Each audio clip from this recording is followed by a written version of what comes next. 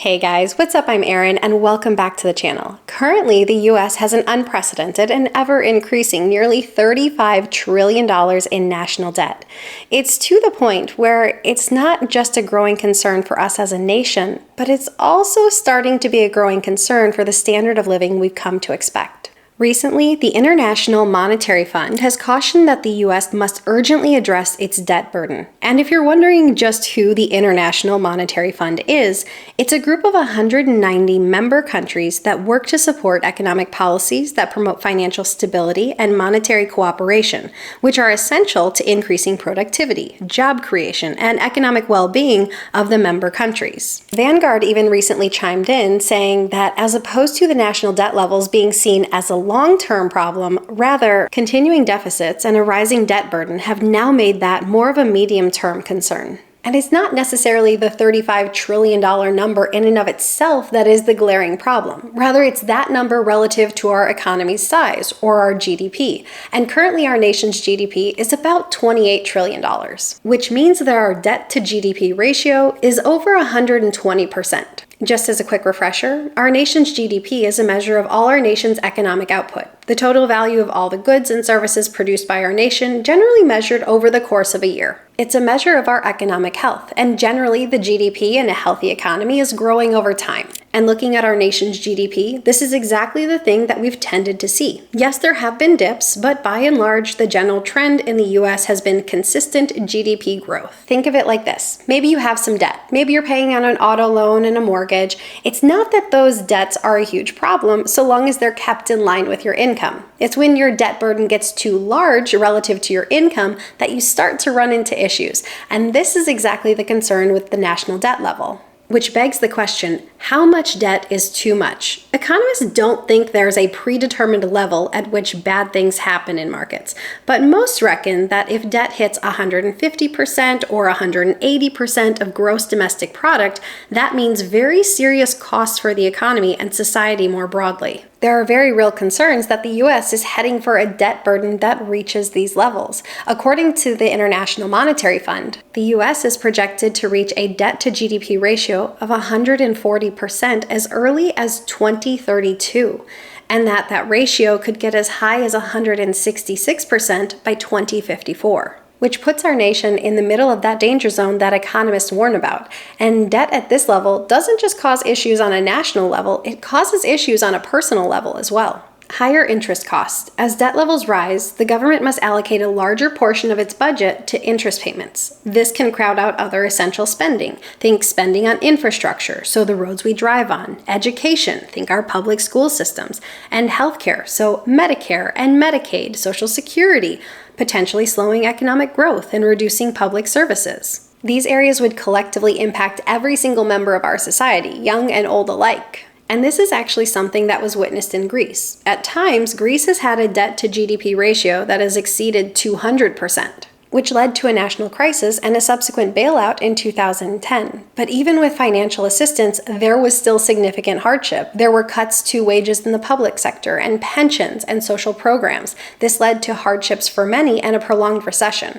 Increased borrowing costs. High debt levels can lead to higher interest rates as investors demand greater returns for their perceived increased risk. This is true on a personal level as well as on a national level. Think about two borrowers applying for a mortgage. Let's say these two borrowers have the same income, but one has student loans and an auto loan and credit card debt. The other has no debt. Who is the more risky borrower? Obviously, it's the individual with the heavier debt burden. And obviously, being seen as a riskier borrower can make lenders weary of giving you debt. And because of this perceived risk, they may charge you a higher interest rate. This makes borrowing more expensive. Higher interest rates deter borrowing, and it does it on all fronts. It does it on a national level, on a business level, and on a personal level. People borrow less when interest rates are higher. When businesses face higher borrowing costs, they do less innovation. They hire less. This can slow economic growth. Slower economic growth results in a slowing of economic activity, slowing down GDP growth, or even causing recessionary activity in the nation.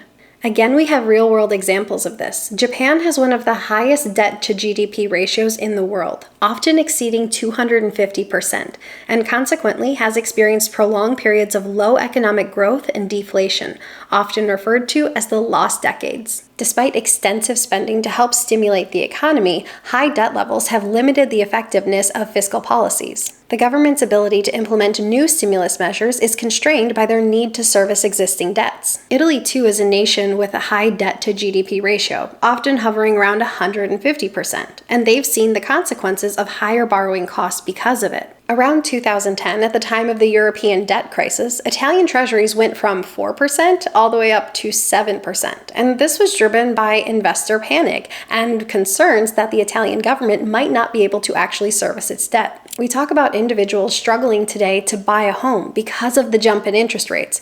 Well, think about this kind of jump in interest rates and how it would affect a nation.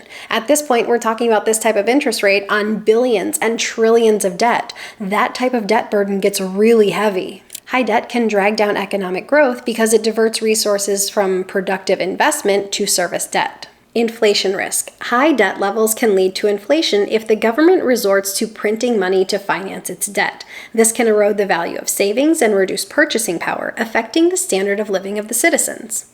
And this is something that we saw in 2020. We saw a significant jump in money supply in 2020 due to COVID stimulus funds being allocated, and that certainly was a contributing factor to the subsequently stubborn inflation that we've been dealing with. Inflation makes everything more expensive, from your next takeout order to the next car you drive, and this can make budgets run tighter because wages don't tend to increase at the same pace as inflation. Rather, they tend to lag behind, or maybe they simply don't even keep pace and increase as much. And a lot of these big macroeconomic challenges play out in a big cycle. For instance, if interest rates increase, that can deter economic activity. Governments have less money to spend. Businesses can't afford to borrow as much. This leads to less growth. Less expansion leads to less job creation and higher unemployment. This in turn leads to slower or even negative GDP. That makes the debt burden harder to service. These situations kind of feed on themselves and you get stuck in a loop.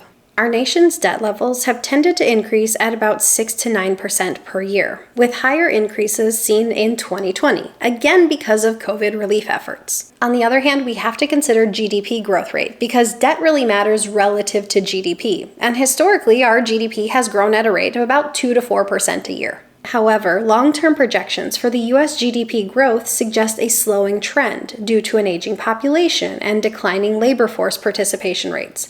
The Bureau of Labor Statistics projects the average annual GDP growth rate of 2.2% over the next decade, largely hindered by slower growth in the labor supply as baby boomers retire and the labor force participation rates decline. On the other hand, we don't have any indicators that the national debt level is going to slow its rate of growth. There are three primary ways that this can be tackled. One is to cut costs, spend less, whether that's Social Security, military, or other social programs. Two is to increase government revenues, aka increasing taxes, perhaps business taxes, personal taxes, or both. Or three is to ensure that GDP increases at a rate necessary to service this debt.